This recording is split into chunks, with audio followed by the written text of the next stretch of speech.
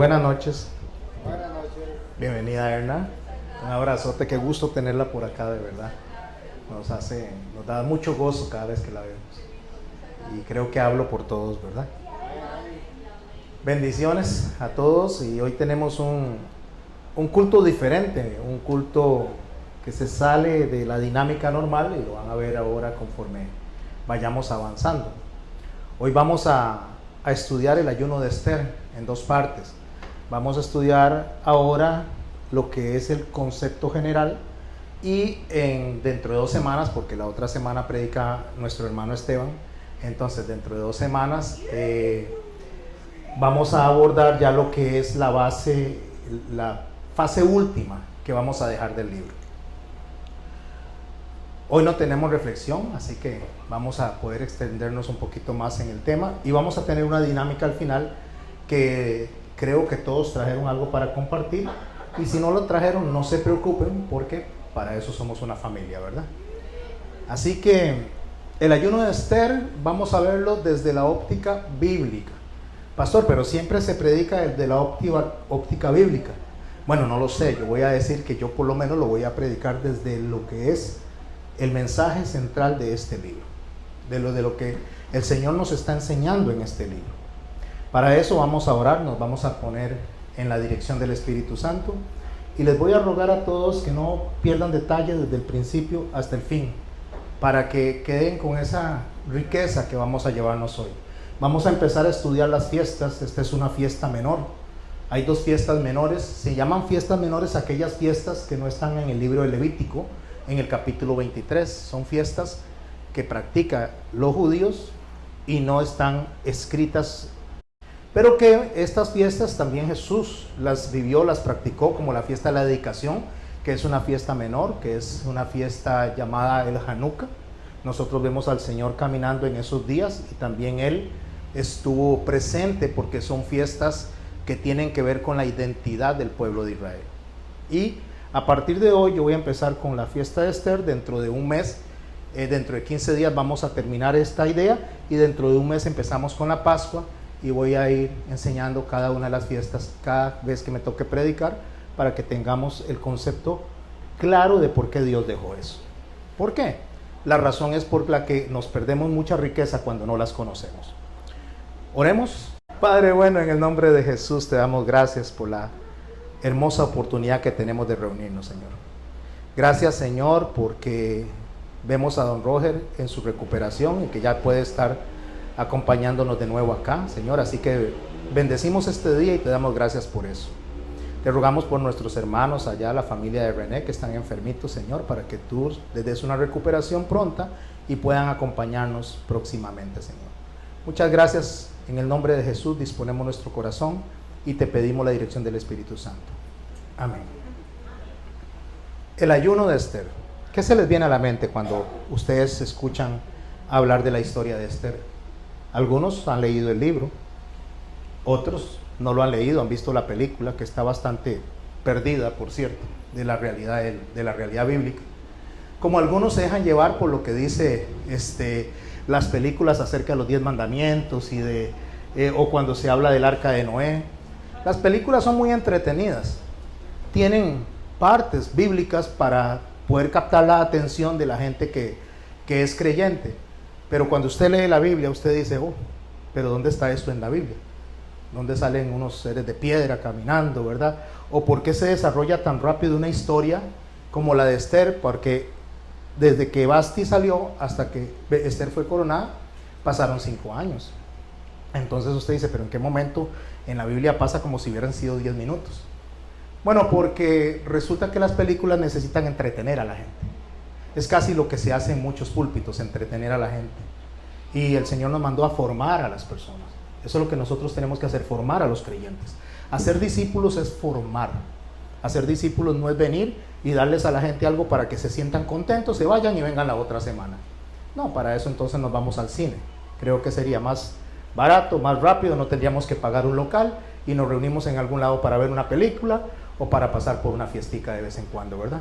Esa no es la idea. La idea es venir aquí a que nos vayamos con sabiduría, con entendimiento, y que el Espíritu Santo nos refleje a nosotros el verdadero mensaje que tiene Dios para que nuestra conducta cambie. Porque de eso se trata, cambiar la conducta. Ser, como dijo el Señor, como Él es santo. Esta historia de Esther lo que refleja es en las fiestas menores el festival conocido como el de Purim. Ya les dije que hay dos fiestas menores, está la de Hanukkah y está la del Purim.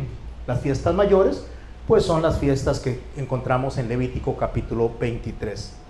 Purim significa echar suertes, literalmente, es un nombre árabe, que Pur es suerte y Purim es echar las suertes. Esto se da porque Amán, quien es el que quiere matar a los judíos, exterminarlos, porque durante la historia Israel siempre ha habido alguien que los quiere exterminar, siempre. Ha habido un enemigo contra ellos. Cuando no fue Hitler, fue Amán, y cuando no es Amán, entonces nos encontramos con otras personas que quieren hacer escarnio de ellos. Bueno, Amán echó suertes para sacar un día en especial donde se iba a destruir o se iba a exterminar el pueblo judío que estaba en Persia en ese momento. Algo en particular que tiene este libro muy interesante es que Dios no es mencionado en ninguna parte. Creo que ya ustedes lo saben. En el libro no aparecen milagros por ningún lado. No existen milagros, aunque todo el libro es un milagro. Y es un milagro porque Dios está presente en toda la narrativa. A los que entendemos del carácter de Dios, de la providencia, de su amor, de su compasión, de cómo Él tiene el control de todo en absoluto, logramos ver a Dios en todo detalle. Nosotros que vivimos en un mundo convulso, un mundo difícil, donde a veces nosotros decimos, no digo yo, pero ni ustedes, pero estoy incluyendo de una manera general a la humanidad, donde se dice, ¿y dónde está Dios en todo lo que está pasando? Tanto crimen, tanta balacera, todo esto que está pasando, ¿dónde está Dios? Pues Dios, mis hermanos y mis hermanas, está presente en medio de la balacera, en medio de los crímenes. Dios siempre está presente. Por eso muchas personas cuando han tenido una vida difícil, cuando han tenido una vida pecaminosa, contraria a Dios, en el último instante de la vida Dios les puede salvar porque Él está ahí presente. Como aquel hombre que estaba al lado de Jesús, que le dijo, acuérdate de mí cuando esté en el paraíso. Y Él le dijo, hoy mismo estarás conmigo en el paraíso. Nosotros no podemos definir o determinar que una persona es creyente o no por la cantidad de años que permaneció en el Evangelio. El único que puede saber quién está y quién no es salvo es Cristo. Es el único. Nosotros no podemos decir quién se fue al cielo o quién se fue al infierno. Eso el Señor lo dice muy claramente a través del proverbista. Cuando el Señor dice que yo aborrezco al que justifica al pecador o al que condena al justo. Se refiere a que una persona que dice, tal persona murió y se fue al infierno, dice Dios que Él aborrece eso. ¿Por qué? Porque el único que sabe dónde está presente en todo momento Dios es Dios, nadie más. Bueno, dicho esto, entonces nos encontramos dentro de la figura del libro muchos errores interpretativos. Antes de ir a la historia, sin leer los 10 capítulos, porque no tenemos tiempo, sino reduciendo lo más posible el libro, vamos a mencionar unos errores interpretativos que se dan en la mayoría de los casos, intencional o no intencional. Porque podríamos pensar que la gente lo hace de manera intencional, y muchas veces es por ignorancia, porque un neófito se está parando al frente a enseñar, y si hay algo peligroso para la iglesia, es un neófito enseñando. ¿Qué es un neófito? Neo es nuevo y fito es fe. Es una persona recién convertida que tiene esa emoción de enseñar y se pone a enseñar sin haber sido preparado o formado, y lo único que excusa y dice es que el Espíritu Santo me va a guiar. Sí, el Espíritu Santo le va a guiar, si hay herramienta en la cual guiarle, y esa es la palabra de Dios. Si no, caso contrario, Jesús no nos hubiera mandado a escudriñar las Escrituras. Nos hubiera dicho, tranquilos, hablen, abran la boca, que yo me encargo. Él dice, no, vayan, escudriñen las Escrituras, porque ellas hablan de mí. Bueno, de esa misma manera, el libro de Esther habla de Él, y es a Él al que nosotros tenemos que encontrar en ese libro. Una de las cosas, de los errores que la gente hace muy a menudo, es comparar al rey Asuero con Dios. O sea, decir que esa es la figura de Dios, y que entonces tenemos que ver al rey Asuero como que lo convenció, como que compasivo. No, el rey Asuero no podemos utilizarlo como ejemplo de Dios, pero ni en la mínima. Era un hombre borracho, tomaba decisiones embriagado y embriagaba a todo el pueblo. Tomen todo lo que quieran, a todas las personas que estaban en la corte. Un hombre abusivo con la gente y abusivo también con su esposa. En el momento en que inicia el libro, habla de la reina en ese momento, que era Vasti. Entonces la gente se le va encima a Vasti, a hablar en contra de Vasti. Es que fue una desobediente, es que qué barbaridad, es que era un mal ejemplo. Entonces Esther es un buen ejemplo. Veamos lo que hizo Esther y no hagamos lo que hizo Vasti. Por favor, qué error tan grande, porque en primer lugar, este hombre que era desequilibrado mentalmente, llama en medio de una borrachera a su esposa Vasti para exhibirla delante de todos los hombres. Yo le pregunto a ustedes, ¿cuál de ustedes les gustaría que su esposo la llamara y la exhibiera delante de todo el mundo? A nadie le gustaría, ni que fuera un trofeo. Somos seres humanos que tenemos una dignidad de parte de Dios y debemos de tener respeto de nuestro esposo o nuestra esposa. Pues él la veía como un objeto, venga, para exhibirla. Algunos eruditos dicen que la iba a exhibir incluso desnuda, cosa que yo no lo puedo asegurar. Pero eso es lo que dicen, porque cuando dice que ella iba de una manera que según lo describe el texto, era porque iba desnuda. Y eso no lo dice el texto, sería ponerle algo que no tiene el texto. Lo que sí es importante es que vamos a rescatar el carácter de ese hombre, del rey Asuero. Y este rey, Asuero, según lo narra la historia griega, porque recordemos que hay información extrabíblica que nos habla de la Biblia, especialmente de un libro como Esther, que es más que todo una historia persa, más que una historia bíblica.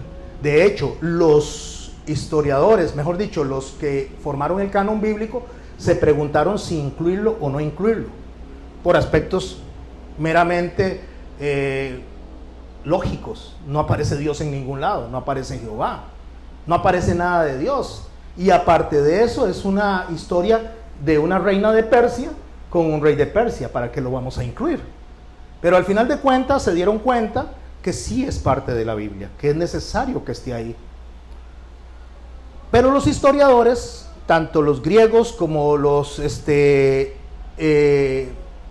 iraníes y todas estas personas de la zona de Arabia, uno de ellos, llamado Heródoto, habla de que durante las incursiones de Grecia para pasar el estrecho del Heliostopo, el estrecho del Heliostopo es un punto donde Grecia y Persia de ese momento estaban separados. Es como una parte del río, una parte del mar que tenían que cruzar para poder invadir toda la zona griega, donde las ciudades-estado, o sea, Grecia no era un solo país, sino que era una serie de ciudades-estado por separado, que incluso entre ellos mismos se peleaban.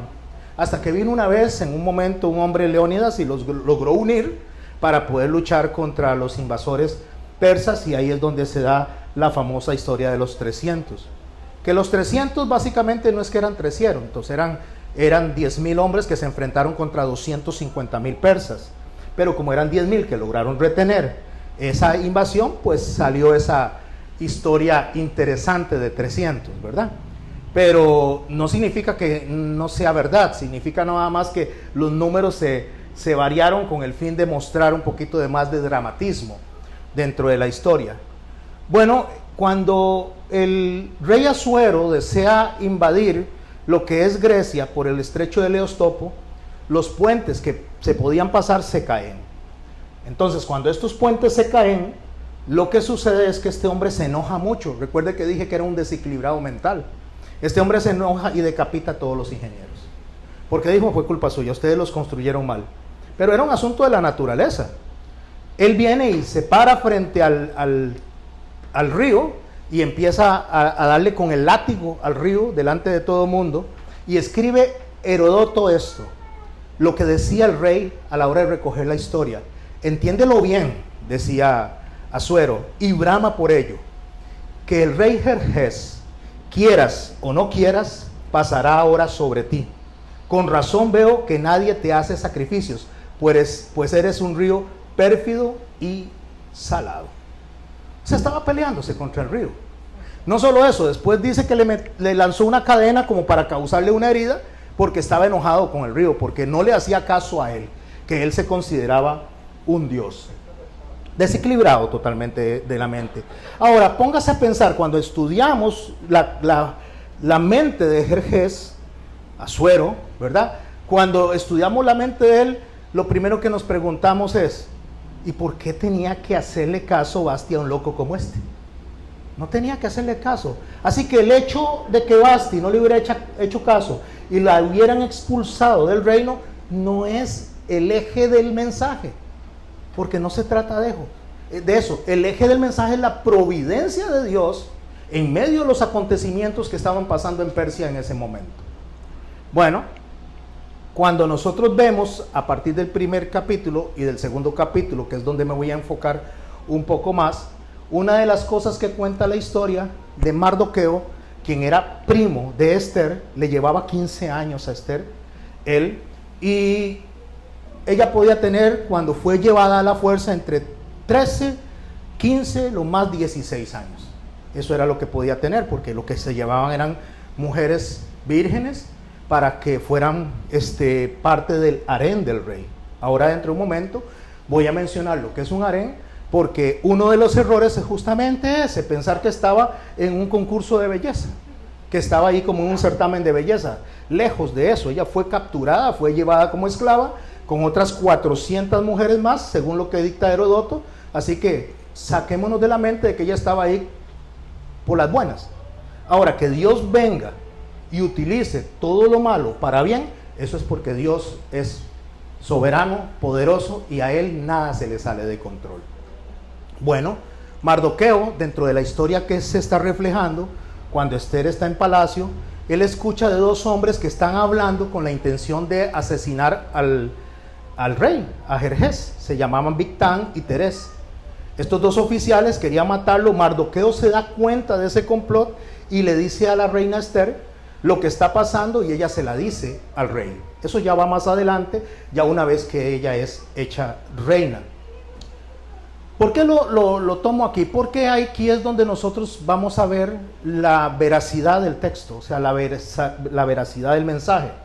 Porque lo que hacían los persas era que todo lo registraban, todo lo ponían en escritos, o sea, para repasar después lo que se conocen como las crónicas de los reyes, las crónicas de Persia. Y de ahí es que Herodoto, aparte de que estudia la historia, también Herodoto viene y da contenido a lo que él está diciendo. En el capítulo 2 del verso 23 del libro de Esther, dice que el asunto fue investigado, y al descubrirse que era cierto que los dos oficiales estaban haciendo eso, los llevaron a la horca. Y el hecho, esta es la parte, por favor, que deseo que tomen nota. Por eso le digo, pongan atención a todos los detalles, porque cada detalle es muy importante. Es importante que viajen conmigo en todo el escenario. Y dice que se dejó constancia en presencia del rey en el libro que se escribía la historia de la nación, o sea, en las crónicas de Persia. Por eso es un libro histórico. Es el primer libro, o el segundo libro, es el último libro, histórico, Esther, de la Biblia. Pero también está la historia escrita por los persas. Como les dije, decir que ella estaba en un certamen de belleza es un segundo error muy común para ser reina. De hecho, hay una película como muy romántica, muy linda, donde ella llega casi que flotando. No, eso es puro Hollywood, ¿verdad? Es para hacer plata. Y los creyentes, lastimosamente, que no leen la Biblia, dicen, wow, esto fue lo que pasó. Para nada. La realidad fue que ella fue llevada a la fuerza, según lo que dijo Herodoto, o según lo que escribe Herodoto, con 400 muchachas más. ¿Para qué fue llevada a la fuerza? Para ser puesta en un harén. En la Biblia dice, en la casa de las mujeres. Hay una casa de las mujeres, había otra casa de las mujeres de la reina, y en las diferentes casas de las mujeres, el nombre correcto es harén. La palabra harén, que es aram, es santuario. Eso es lo que significa. Estaban reservados para las esposas, para otras mujeres, para las concubinas, y eran vigiladas por eunucos. Eunucos eran hombres que se les había cortado el pene, se les había cortado los testículos, o se los habían magullado contra una piedra con el fin de que no pudieran procrear. Entonces, de esa manera, ellos no iban a obtener ningún tipo de erección por la razón de que con eso entonces podían venir y embarazar a una de las mujeres del rey, ¿verdad? Entonces, para eso, o sea, los mutilaban. Básicamente el eunuco solo estaba ahí como una figurita para defender lo que al rey le pertenecía. Bueno, a estas mujeres les era prohibido totalmente tener contacto con otros hombres, a menos que fueran miembros de la familia del rey, hermanos, hijos, alguien que no se viera el rey atentado, y estos eunucos las protegían. ¿Por qué quiero resaltar esto? Porque ¿cómo es que si el harén es para la esposa del rey, para proteger la integridad del rey, este rey la va a exponer delante de todo el mundo, delante de un montón de borrachos? Por supuesto que Vasti iba a decir que no. Y yo no vengo aquí a defender a Vasti ni a defenderla ni a acusarla, o sea, presentar la realidad de los hechos, lo que estaba pasando en ese momento. Bueno, según la enciclopedia iránica, dice que cuando las concubinas o los harén comenzaron, fue en el tiempo justamente de los medo-persas. ¿Cuál era el objeto principal de esto? Tener muchos hijos, o sea, procrear muchos hijos. Pero se escogía una mujer en particular, y esa era la que se decía era la reina madre, porque de esa iba a salir el heredero del rey. Podía tener hijos con todas, pero el heredero era el que naciera de quien él escogía como reina. Las mujeres eran selectas, encarceladas, puestas bajo llave y no podían salir a menos que el rey lo permitiera o las llamara. Según la historia y según la explicación de una famosa historiadora, dice que la comercialización de los seres humanos, particularmente las mujeres, como objetos sexuales, se empezó a dar por la élite de los que se creían los dueños, o sea, los ricachones. Los ricachones agarraban a la esposa, a las hijas, y esto me pertenece, entonces las metemos al harén y para su satisfacción sexual, básicamente. Habían mujeres que eran para la satisfacción sexual y otras para la procreación. ¿Por qué estoy explicando todo eso? Para sacar de la mente ese montón de tonterías que a veces tenemos nosotros cuando abrimos un libro tan importante como es el relato de nuestra hermana Esther. Le digo nuestra hermana porque el Señor la presenta como parte de la familia del reino. En Esther, en el capítulo 2, en el verso 12, una vez que llegamos nosotros a este punto, deseo que leamos una parte del texto y ahora ustedes van a contemplarlo de una manera diferente. Esther 2, verso 12. Todas aquellas jóvenes eran sometidas a un tratamiento de belleza durante 12 meses. De ahí sale la historia, la famosa comparación de que están en un certamen de belleza, lejos de la realidad. Los primeros 6 meses se untaban en el cuerpo con aceite y mirra, y los 6 meses restantes con perfume y cremas de las que usaban las mujeres.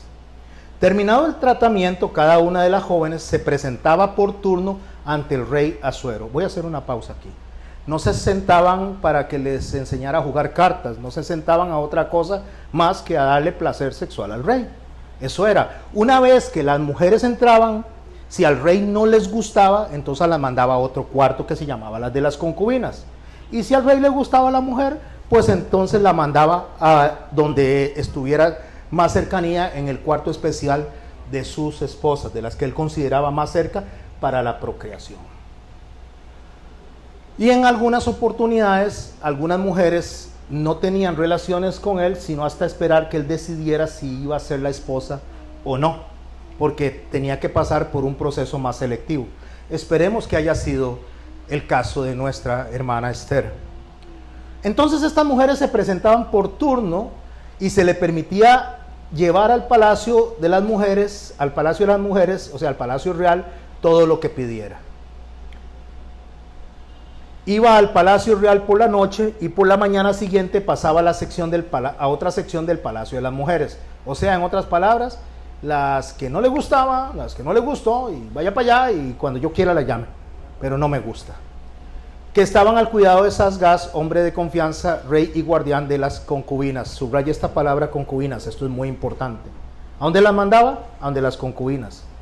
Ya no era candidata para ser reina, ya no era candidata para ser esposa. Quedaba como concubina. No le gustó al rey esa muchacha. Después de eso no volvía a presentarse ante el rey a menos que éste le hubiera agradado y la mandara a llamar. ¿Qué es una concubina? Porque entonces si hay un lugar donde se mandaban, que no era la casa real de las mujeres, sino a otra en especial, en otro lado, para que fuera una de las concubinas, yo me tengo que hacer una pregunta. ¿Qué es una concubina? Una concubina no es una persona que le está sirviendo al rey como en el noviazgo, una chiquita linda del pueblo. No, una concubina era una mujer que tenía relaciones sexuales, sentimentales, voluntaria o no con fines matrimoniales, sino con fines única y exclusivamente de satisfacer a los hombres que estaban a cargo de ellas. Y no podían casarse con ellas por razones legales o económicas, por algún tipo de razón. Entonces, la concubina quedaba única y exclusivamente para la satisfacción del individuo.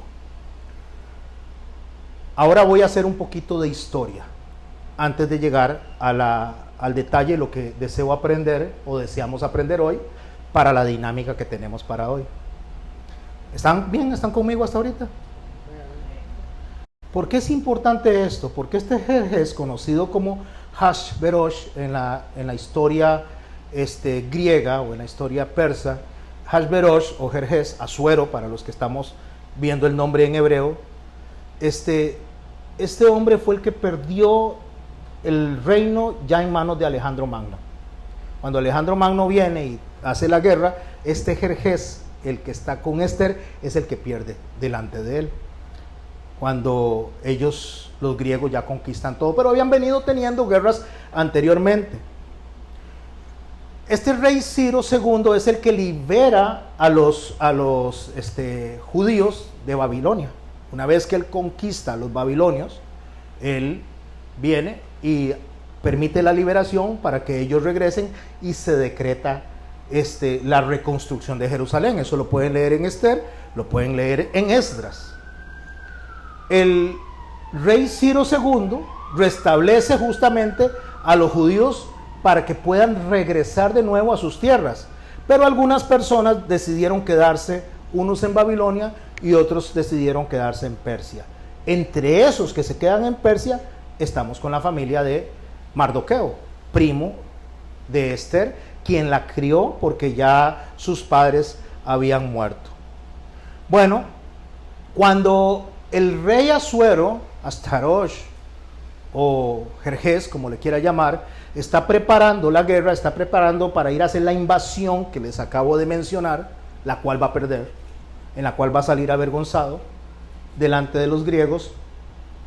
Se da toda una fiesta durante 6 meses, 180 días, dice el capítulo 1 del libro de Esther. Hay una fiesta donde están emborrachándose, planeando, con todos los reyes de las 120 provincias que él había conquistado. Termina esta fiesta y después hace 7 días más de fiesta, porque están preparándose para ir a la batalla. Y en los 7 días más de fiesta se da el escenario que estamos hablando de Vasti, donde él la llama ya y venga para exhibirla, pero él se estaba preparando para ir a la batalla. Por eso en Esther capítulo 1, en el verso 2, 5 o de 2 al 5, dice: cumplidos estos días, hizo el rey un banquete por 7 días en el palacio del huerto del palacio real, y todo el pueblo que había en Susa, capital del reino, desde el menor hasta el mayor, estaba participando. Bueno, él hace la fiesta, se emborracha, y como era un hombre despiadado, ya vimos que era una persona que no estaba muy bien de la mente, manda a llamar a su esposa, la reina Vasti, para exhibirla. Ella opta por no hacerle caso y termina siendo expulsada del reino. Él pasa sin reina 2 años, se va a la guerra 2 años, regresa y pasa otros 2 años sin reina. Estamos hablando desde el evento que sucede toda esta guerra, son 4 años que pasan. De que Vasti se fue a que él convoca a las...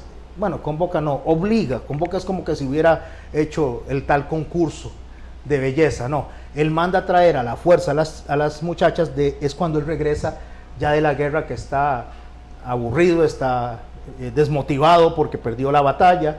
Entonces se siente solo y dice, ay, aquí lo que necesito es una reina, ¿verdad? Necesito a alguien que me alegre, porque él ya estaba avergonzado. Él, a pesar de que tenía, según los historiadores, algunos dicen que iba con 1,000,000 de soldados, pero iba, según Heródoto, con 250,000 nada más. Claro, 250,000 contra 10,000 griegos, eso es totalmente desproporcionado. Al pasar por el estrecho, entonces ellos vienen y sostienen durante 7 días que ellos no puedan ingresar, los repelen, y cuando ya los matan y entran por otro lado, se da la famosa batalla de Maratón, donde los persas salen avergonzados, y la famosa batalla que se da con los buques en el mar, donde todos los buques que eran fenicios, no persas, sucumbieron dentro de las naves griegas, y es donde regresa él a palacio y se da esto que el Señor nos está describiendo a nosotros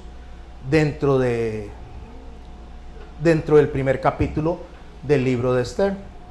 Por eso dice que cuando él regresa, le recomiendan que busque muchachas para casarse con una de ellas, y a él le pareció muy bien. En el capítulo 3 empieza a desarrollar una historia de un hombre que se llamaba Amán Agameta, o Amán Agameta Agageo. Es importante detallar este hombre porque este hombre descendía de Agag. Agag era el que Dios le había dicho a Saúl que tenían que eliminar a él y a toda su descendencia. Saúl no le hace caso justamente a Dios a través de la boca de Samuel y deja vivir a Agag y a su esposa. Cuando Samuel llega, según la historia de Heródoto, según la historia persa, cuando Agageo llega, Samuel, él lo mata, o sea, extermina a este hombre, lo mata, y le reclama a Saúl y dice, ¿por qué hiciste esto? Es que el pueblo quería que yo obtuviéramos esto para Dios. Esa es la historia que está presentando para nosotros primera y segunda de Samuel, o sea, dentro de toda la historia de Israel para ese momento. Bueno, Samuel mata a Agag, pero sobrevive lo que está en el vientre de su esposa. 500 años después, este hombre forma parte del imperio persa como uno de los generales. Este general, que ha regresado de la batalla, probablemente, no lo dice el texto, pero probablemente hizo unas buenas labores, o sea, hizo una buena función como guerrero, y viene y lo engrandece a suero, lo pone, dice, en alta estima. Le da una silla especial para que todo el que pasa se arrodille delante de él. Mardoqueo, por el contrario, es descendiente de la línea de Benjamín, de la línea de Saúl. O sea, es descendiente y se asocia con todos los que vinieron creciendo hasta los tiempos babilónicos por parte de Saúl. Entonces tenemos una guerra que inició 500 años entre Saúl, que tuvo que matar justamente a los agageos o a Agag, a los que lo seguían a él, y Amán, que desciende de esa línea que debió de haber exterminado. Estoy explicándome. Ok. Tiene una guerra, una batalla interna. Entonces, ¿qué es lo que hace él? Cuando él se da cuenta de que Mardoqueo es judío y no se quiere arrodillar delante de él, él decide que lo quiere matar. Pero no solo a él, sino a todo el pueblo judío. No solo era un asunto con Mardoqueo, sino con todo el pueblo judío. Esther capítulo 3, verso 1. Después de estas cosas, el rey Asuero engrandeció a Amán, hijo de Amedata Agageo, y lo honró y lo puso en su silla sobre todos los príncipes que estaban con él. Y todos los siervos del rey que estaban a la puerta del rey se arrodillaban y se inclinaban ante Amán, porque así lo había mandado el rey. Pero Mardoqueo ni se arrodillaba ni se humillaba. Y vio a Amán que Mardoqueo ni se arrodillaba ni se humillaba delante de él, y se llenó de ira. Pero tuvo en poco poner la mano en Mardoqueo solamente, pues ya le habían declarado cuál era el pueblo de Mardoqueo, y procuró Amán destruir a todos los judíos que había en el reino de Asuero y el pueblo de Mardoqueo. ¿Qué es lo que hace él? Él va donde el rey y le dice que este Mardoqueo no se quiere arrodillar, que lo está irrespetando, la orden de él. Amán, que había sido engrandecido por el rey, viene y le dice a él que le permita matar a estos judíos, que le permita exterminarlos, y dice el verso 10 en el capítulo 3. Entonces el rey quitó el anillo de su mano y se lo dio a Amán, hijo de Amedata, Agageo, enemigo de los judíos, y le dijo: la plata que ofreces sea para ti y asimismo el pueblo, para que hagas lo que bien te pareciera. Y fueron enviadas cartas por medio de correos a todas las provincias del rey con la orden de destruir, matar y exterminar a los judíos. Bueno, Mardoqueo, según el capítulo 4, se da cuenta de lo que está pasando, viene y, como le digo, le dice al rey, se escribe, pero se exalta a Amán, no se hace nada con Mardoqueo y a Mardoqueo se deja de ladito ahí.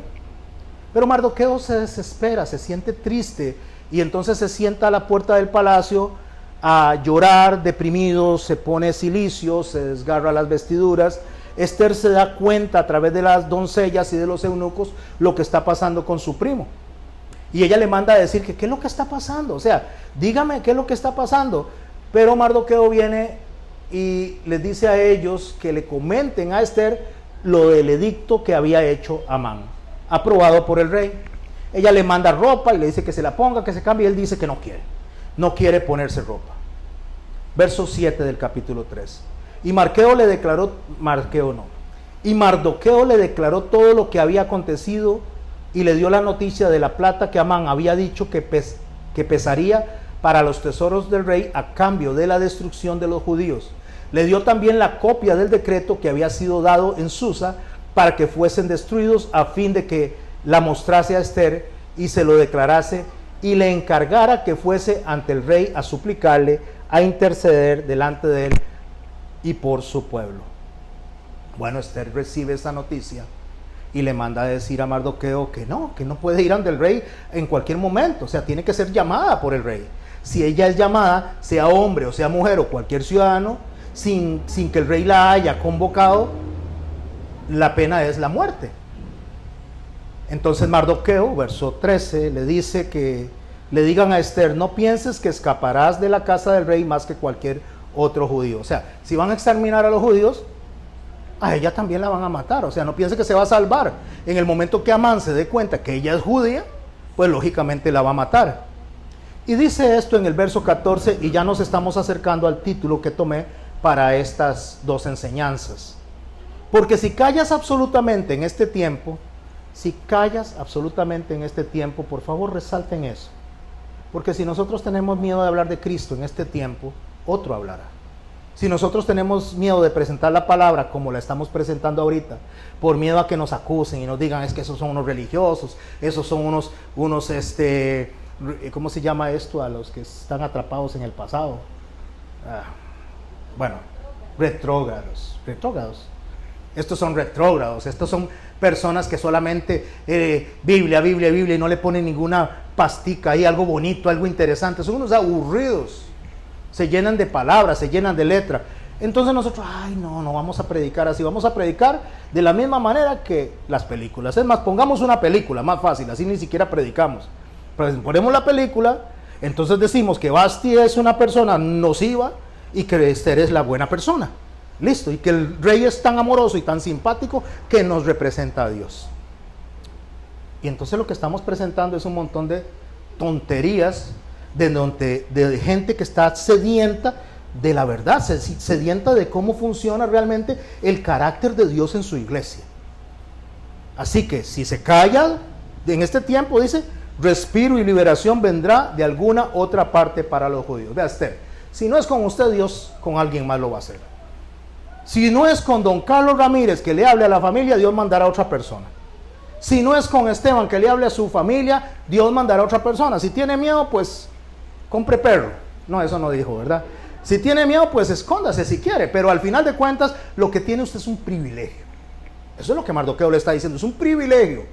Porque vea lo que dice: mas tú y tu casa y la de tu padre pereceréis. Y quién sabe si para esta hora has llegado al reino. ¿Cómo sabe si usted no está aquí con otro propósito? ¿Por qué Dios le trajo aquí a este lugar, a esta iglesia, a aprender de este texto, a aprender de esto? ¿No será que en algún momento Dios va a usar las palabras correctas, el mensaje correcto para otras personas y usted le toque abrir la boca, aunque la critican, aunque le digan, ay, usted sí juega de lista, usted sí juega de sabionda? No importa lo que digan, Dios nos puso a nosotros como voceros. Por eso nosotros fuimos llamados a ser discípulos. Y hacer discípulos es enseñar correctamente la palabra, sin miedo. Bueno, Esther, cuando le dice esto, el eunuco le manda le da toda la instrucción que le dio Mardoqueo y le dice, bueno, ¿qué sabe usted si para este momento fue escogida usted? Esther le dice a Mardoqueo, verso 15, o le manda a decir, ve y reúne a todos los judíos que se hallan en Susa, ayunad por mí. ¿Cómo se llama el texto? ¿Cómo se llama la enseñanza? El ayuno de Esther. Ayunad por mí. Porque ella no está diciendo en este momento ahí, ayune por Dios. Porque si dijera ayune por Dios, entonces este texto los persas lo hubieran roto, lo hubieran botado. Ella dice ayune por mí. Pero lógicamente cuando dice ayunad por mí, automáticamente quien está leyendo el texto sabe a quién se está refiriendo Esther. Ayunad por mí, no comáis ni bebáis en 3 días, noche y días, yo también y mis doncellas ayunaré igualmente. Entonces entraré a ver al rey. Aunque no sea conforme a la ley, si perezco, que perezca. Entonces Mardoqueo fue e hizo conforme a todo lo que le mandó Esther. Aquí ahora viene el centro de la figura de la salvación, de lo que nosotros debemos aprender acá. Porque acabo de decir, ella no está mencionando a Dios, no dice ayunemos para que Dios nos apoye. Ella no dice ayunemos para que el rey de Israel nos apoye. Ella no está mencionando eso, pero ella lo está mencionando a la vez. No sé si me estoy explicando. En Juan, el capítulo 3, una de las cosas que le dice Jesús a Nicodemo es, no te maravilles que te dije, os es necesario nacer de nuevo. Verso 7 de Juan 3. El viento sopla donde quiere y oyes su sonido, mas no sabes ni de dónde viene ni a dónde va. Así es todo aquel que es nacido del Espíritu. ¿Qué le está diciendo Dios a Nicodemo? La salvación ni se entera, viene a usted. Como el viento, no sabe ni dónde viene ni dónde va. De un momento a otro usted dice, ¿qué fue lo que pasó en mi corazón? Algo me está inquietando. Ya no me gusta usar las mismas palabras, ya no me gusta reunirme con las mismas personas, ya no me gusta nada de lo que me gustaba antes. Ahora me gusta estar con estas personas aburridas de alajuela, escuchando a este pastor aburrido, que lo único que saben es predicar palabra, palabra y palabra, pero se está gozando con lo que está haciendo, ¿o no? Porque una obra en nuestro corazón y ahora nuestros intereses y nuestras prioridades son otras. Entonces el Señor dice, así es el que ha nacido del Espíritu.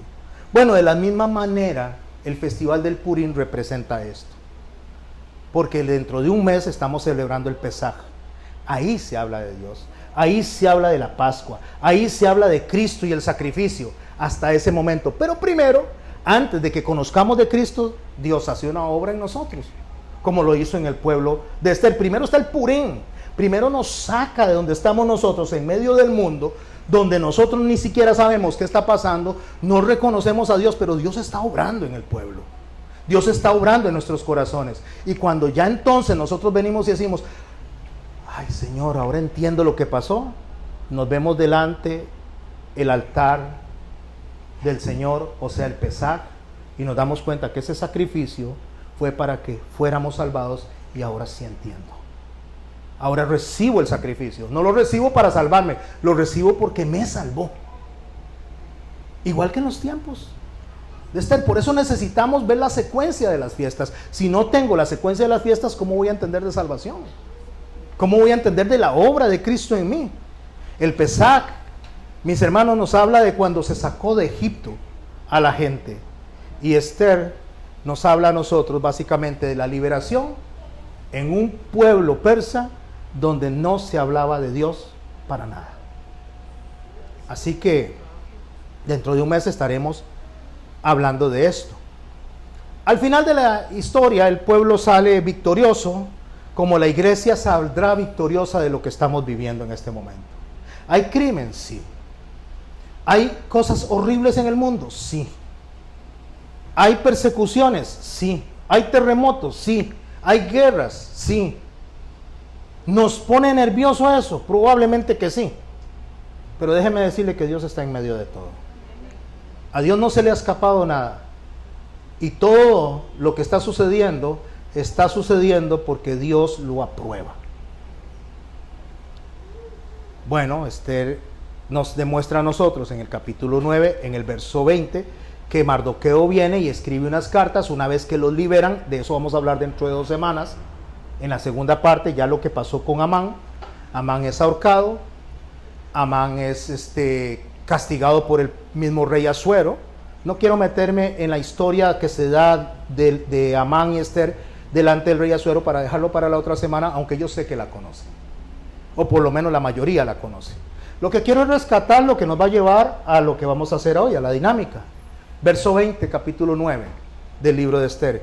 Y escribió Mardoqueo estas cosas y envió cartas a todos los judíos que estaban en todas las provincias del rey Asuero, cercanos y distantes, ordenándoles que celebrasen el día 14º mes de Adar y el 15º del mismo cada año.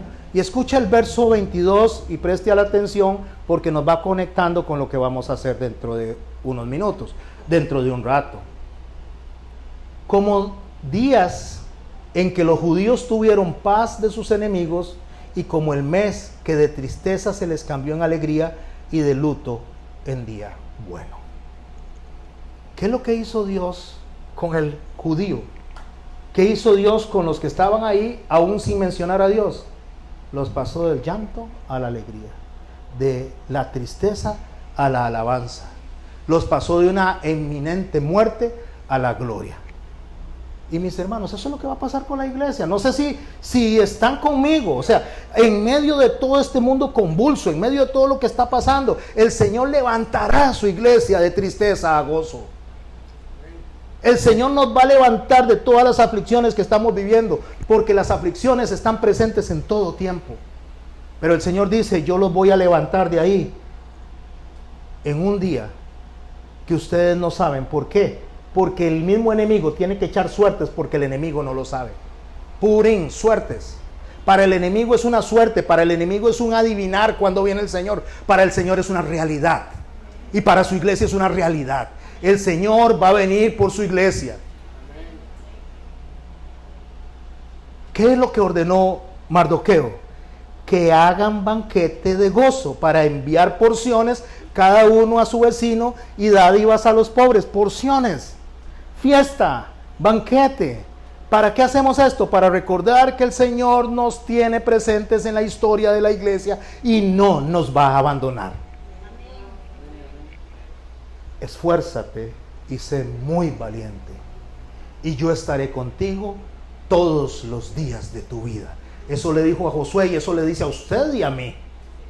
Pero tenemos que tenerlo presente. Pero como nos robaron la historia de las fiestas, como nos robaron la historia de Esther, como nos robaron todas esas historias para ponernos un montón de fantasía, un montón de fábulas, como dice Pablo, no podemos ver el mensaje hermoso, rico, esperanzador que está en ese mismo texto. Aunque es la Biblia la que estamos leyendo, no la entendemos.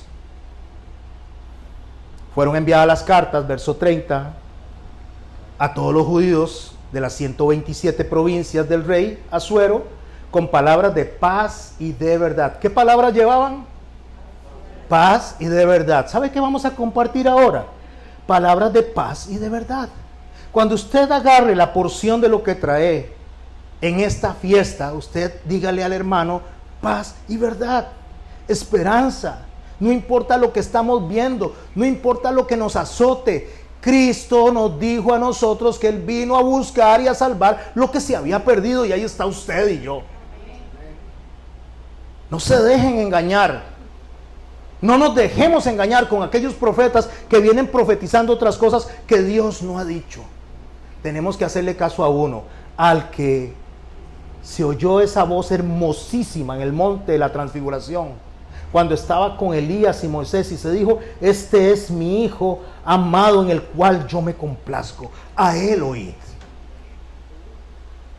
¿Quién quiere oír al Señor? Lucas capítulo 21. Ténganlo ahí mientras termino de leer el verso 31 de Esther 9. Fueron enviadas cartas a todos los judíos, a las 127 provincias del rey Asuero, con palabras de paz y verdad, para confirmar estos días de Purim en los tiempos señalados, según les había ordenado Mardoqueo el judío y la reina Esther, y según ellos habían tomado sobre sí y sobre su descendencia. Y escuche, ¿para qué? Para conmemorar el fin de los ayunos y del clamor. ¿Sabe qué significa eso? El fin de la angustia, el fin de la necesidad de ayunar. Cuando Jesús andaba entre los discípulos, ¿por qué sus discípulos no ayunan? Y dice, porque aquí estoy yo. No necesitan ayunar, vendrá un día en que tengan que ayunar, pero aquí estoy yo. Es tiempo de fiesta. Mis hermanos, aunque no vemos al Señor en medio de lo que está pasando afuera, aunque no vemos al Señor en nuestros amigos o amistades, a familias que nos gustaría que vieran al Señor, el Señor está ahí. El Señor está presente. Y si usted conoce al Señor es para que sea un testimonio de lo que Cristo ha hecho en su vida. No tiene ni que abrir la boca, solo vívalo. Y la gente va a decir, ¿por qué Erna se comporta como se comporta? ¿Por qué doña Carmen es así? ¿Qué le pasó a Noelin? ¿Qué le pasó a Jimena? ¿Sabe qué le pasó? Que el poder del Espíritu Santo opera en ese corazón. Y hay luz en medio de la oscuridad. Hay algo donde la gente dice, ¿qué está pasando ahí? Yo quiero ese norte. Pero no es tiempo de llorar. No es tiempo de aflicción. No es tiempo de lamentarse. Hoy nos dicen que la cadena de fuego se activó, que hay terremotos todos los días, hasta 10 terremotos en una semana, en todo lado. ¡Qué miedo! Compartamos esto, ¡qué terror! Que balearon unas personas en un lugar, que balearon otras personas en otro. ¡Qué miedo, qué terror lo que está pasando! Que alguien viene y secuestró a alguien, que alguien no aparece. Es cierto, todo eso es horrible y terrible, pero el Señor nos dejó a nosotros su palabra. ¿Y a quién le vamos a creer, mis hermanos y mis hermanas? ¿A Jesús, a Dios, a nuestro Señor, a nuestro Cristo o al mundo? O a los predicadores que le quieren presentar a ustedes cosas dulcitas ahí, como que se vea muy romántico, como una novela mexicana, o la Biblia tal y cual es, para conmemorar el fin de los ayunos y de su clamor. ¿Qué tenemos que hacer ahora? ¿Quiere ayunar? Ayune si quiere. No hay ningún problema, eso no es malo, pero ayune por la razón correcta. No ayune para que el Señor le dé un carro. Ayune si quiere por gratitud, por amor, porque la fiesta está cerca, porque estamos a punto de que se abra desde el oriente hasta el occidente el cielo de par en par y la gloria de Dios se presente en los aires para venir por su iglesia. ¿Cuándo va a pasar eso? Lucas 21, ¿están ahí? Verso 7. Le preguntaron diciendo, Maestro, ¿cuándo será esto? ¿Qué es lo que le preguntamos nosotros? ¿Cuándo va a pasar esto? ¿Qué señal habrá cuando estas cosas estén por suceder? Él entonces dijo, mirad que no seáis engañados. ¿Ve que no estoy diciendo palabras mías? Estoy predicando lo que el Señor dijo. Mirad que no seáis engañados, porque vendrán muchos en mi nombre. ¿En el nombre de quién? En el nombre de Cristo. Muchos vendrán diciendo que represento a Cristo. Muchos vendrán hablando de que es de parte de mí la palabra. Muchos le van a decir a ustedes que esto es lo que yo quiero. Muchos vendrán en mi nombre, dice él. Muchos vendrán en mi nombre, dice. Diciendo yo soy el Cristo, el tiempo está cerca, mas no vayáis en pos de ellos. Subraye por favor, no vayáis. ¿Quieren seguir a los falsos maestros? Que los sigan los que no conocen la palabra. ¿Quieren ustedes seguir a las personas que están concentradas en las cosas circunstanciales? Que los sigan los que no conocen al Señor. ¿Quieren ustedes seguir a las personas que están tomando esto como comercio, como para alimentarse, como para llenarse el estómago, como para entretener a la iglesia? Que los sigan los que no conocen al Señor. Pero usted y yo vamos a seguir a Cristo. Y Él nos está diciendo a nosotros que nosotros nos apartemos de ese tipo de personas. No vayan en pos de ellos. Y cuando oigan de guerras, sediciones, no se alarmen, porque es necesario que estas cosas acontezcan primero, pero el fin no será inmediatamente.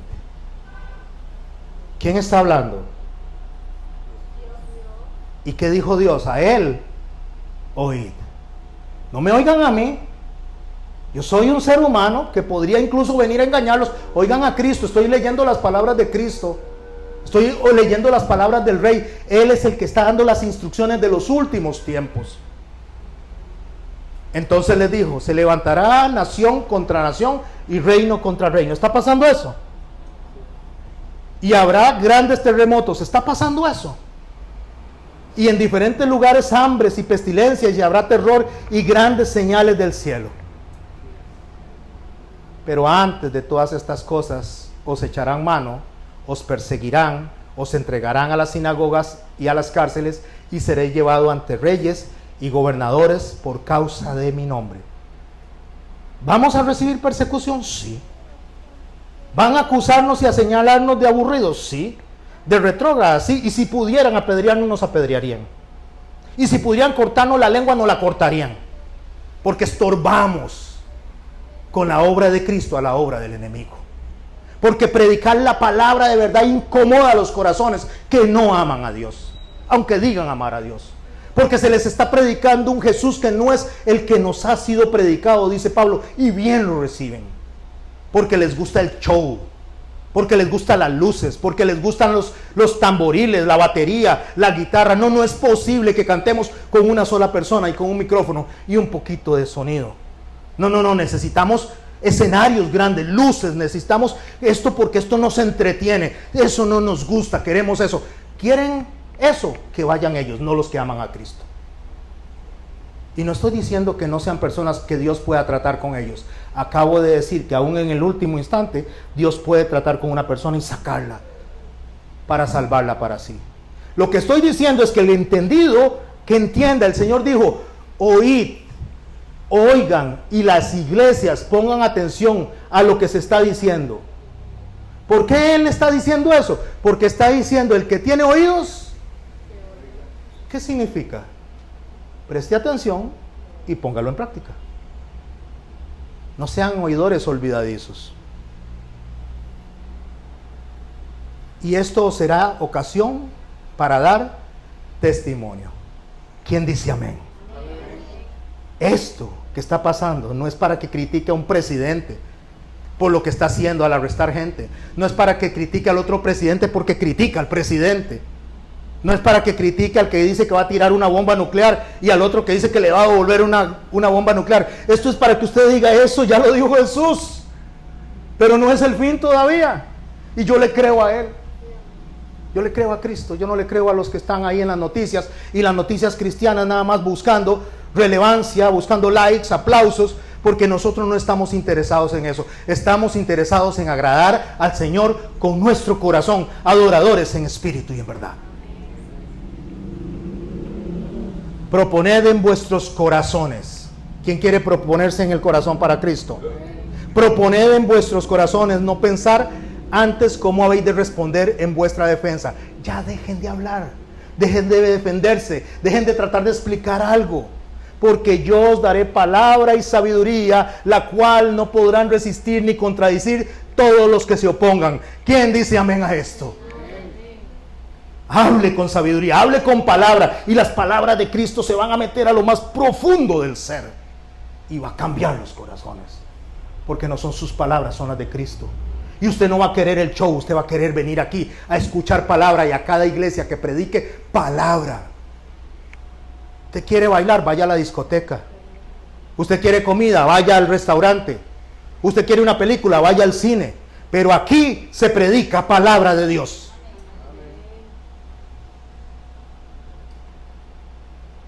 Mas seréis entregados aún por vuestros padres y hermanos y parientes y amigos, y matarán a algunos de vosotros. Seréis aborrecidos de todos por causa de mi nombre. Pero, por favor, lea con detenimiento. Pero ni un cabello de vuestra cabeza perecerá. Santo es el Señor, la gloria sea para Él. Maravilloso es Cristo que nos promete que aunque muramos, no vamos a perecer. ¡Ay, pero qué es esto! Pero si voy a morir, porque el Señor, esta muerte para Él no es importante. Más bien, la muerte de los justos para Él es gloriosa. Porque Él está hablando de poder estar la eternidad con Él. Para mí, dijo Pablo, el vivir es Cristo y el morir, ganancia. Con vuestra paciencia ganaréis vuestras almas. Pero cuando viereis a Jerusalén rodeada de ejércitos, sabed entonces que su destrucción ha llegado. Cuando veamos a quién rodeado, a Jerusalén. ¿A Kiev? ¿En Ucrania? No. Cuando veamos a los Estados Unidos bombardeados por los coreanos o los chinos. No. Cuando veamos a Jerusalén rodeado. A Jerusalén, esa es la señal. Entonces los que estén en Judea huyan a los montes, y los que estén en medio de ella váyanse, y los que estén en los campos no entren a ella, porque estos son días de retribución, para que se cumplan todas las cosas que están escritas. Amén. Mas hay de las que estén encinta y las que críen en aquellos días, porque habrá gran calamidad en la tierra e ira sobre este pueblo. Caerán a filo de espada y serán llevados cautivos a todas las naciones, y Jerusalén será hollada por los gentiles hasta que los tiempos de los gentiles se cumplan. ¿Sabe qué se está cumpliendo en este tiempo? Eso, los tiempos de los gentiles. Está llegando la palabra de Dios a todos nosotros, los no israelitas, los no judíos, y cuando la plenitud de los gentiles haya sido salvada, el Señor va a arrebatar a su iglesia, y los judíos van a abrir los ojos y van a decir: verdaderamente es el Hijo de Dios. Entonces habrá señales en el sol, en la luna y en las estrellas, y en la tierra angustia de gentes confundidas por causa del bramido del mar y de las olas, desfalleciendo los hombres por temor y la expectación de las cosas que sobrevendrán en la tierra, porque las potencias de los cielos serán conmovidas. ¿Quién está conmigo? ¿Quiere que le cierre este festival de Purim? Por lo menos la idea, con las palabras de Cristo. ¿Cuántos creen que Dios está presente en todo lo que está pasando? Pero si usted pregunta afuera, dicen: no hay Dios. ¿Y dónde está Dios? ¿Por qué está pasando lo que está pasando? ¿Y dónde está el Dios de ustedes? Pero cuando el clímax, el punto máximo de esa pregunta llegue, la respuesta será: entonces verán al Hijo del Hombre, que vendrá en una nube con poder y gran gloria. Cuando estas cosas comiencen a suceder, ¿cuáles cosas? Terremotos, guerras, disensiones, todo esto. Cuando esto comience a suceder, no reclamen, no lloren, no critiquen, no hablen. Deje que el Espíritu Santo hable a través de ustedes, porque cuando estas cosas comiencen a suceder, la palabra de Dios dice: erguíos, levántense, levante la cabeza, porque vuestra redención está cerca. Santo es Cristo, santo es el Señor. Y este festival de Purim no es para decir que es una fiesta judía, es un mensaje de Dios antes de que Él pueda, o antes de que Él quiera manifestarse al mundo que no lo conocía. Dentro de 15 días cerramos esto, para ver qué le pasó a ese mundo que quería destruir a los judíos. ¿Qué pasó con Amán y por qué? Porque un rey insensato, borracho, con una mente rara, corrompida, que llevó a unas muchachitas a la fuerza para hacerlas con ellas lo que quisiera, y hoy el mundo defiende esa historia a su manera, la enseña a su manera, y no ven que tanto Vasti como Esther fueron víctimas de un rey corrompido, loco. No estoy aquí para defender a Vasti, no estoy para acusar a Vasti, estoy para decir que Dios utilizó eso, esa provisión, esa providencia en favor de su pueblo. Si alguien, un gobernante, hace algo pensemos que Dios lo está usando también en favor de su pueblo. Y donde había gente que estaba siendo asesinada, donde había gente que estaba siendo descuartizada, violada, gente que no cree en el Señor, en un país donde era el más peligroso del mundo, hoy tenemos creyentes, iglesias y cristianos que pueden caminar libremente porque a Dios le plació salvar a esa gente con la conducta de un rey, sea una persona con conciencia o sin conciencia, sea una persona desquiciada o sana, no importa cómo sea, Dios es el que está presente ahí. Y aquí, mis hermanos, en Costa Rica y en cualquier parte del mundo, la iglesia se va a dar cuenta de quién es Dios. La iglesia. No, pastor, el mundo, no, la iglesia, porque la iglesia no conoce a Dios. La iglesia dice conocer a Dios, pero la iglesia está llena de puras fábulas, de entretenimiento, de puras cosas que no edifican ni sostienen la fe en tiempos de convulsión. ¿Qué vamos a hacer entonces ahora dentro de un ratito? Vamos a intercambiar con alguna persona lo que trajimos y le vamos a decir lo que en el espíritu queramos hablarle a esta persona, lo que Dios ponga en nuestro corazón. No piense qué hablar, solo dígalo. Entregue el obsequio, que es una figura representativa del obsequio que Dios nos entregó a nosotros, aún sin saberlo.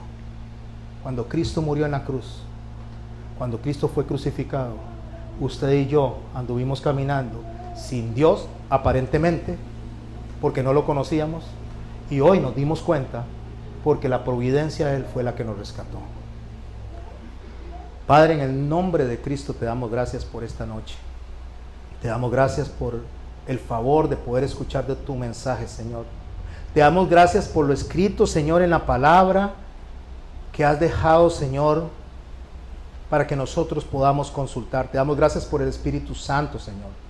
Te damos gracias por lo que se escribió en toda la Biblia, Señor, y cada acontecimiento, por las fiestas, por lo que tú representas, Señor. Te damos gracias, Señor, porque aun cuando no sabíamos que estabas ahí, siempre has estado ahí, Señor. Gracias por extender la mano cuando estuvimos en tiempos de aflicción y no te veíamos ni te dábamos gracias, Señor. Gracias por extender la mano cuando estábamos en medio del sufrimiento y las lágrimas, y a través de alguna persona, de un abrazo, Señor, de unas palabras de consuelo, estuviste en medio de nosotros para decirnos que estabas ahí y no te vimos, Señor. Gracias, Señor, porque cuando tuvimos hambre nos tocaron la puerta y nos dieron comida sin saber que estábamos así, porque tú, Señor, mandaste la provisión y no te vimos, Señor. Gracias, Señor, porque en medio de un mundo convulso, Señor, estás siempre presente, Señor. En el nombre de Cristo, Señor, te damos gracias, bendecimos esta noche. Amén.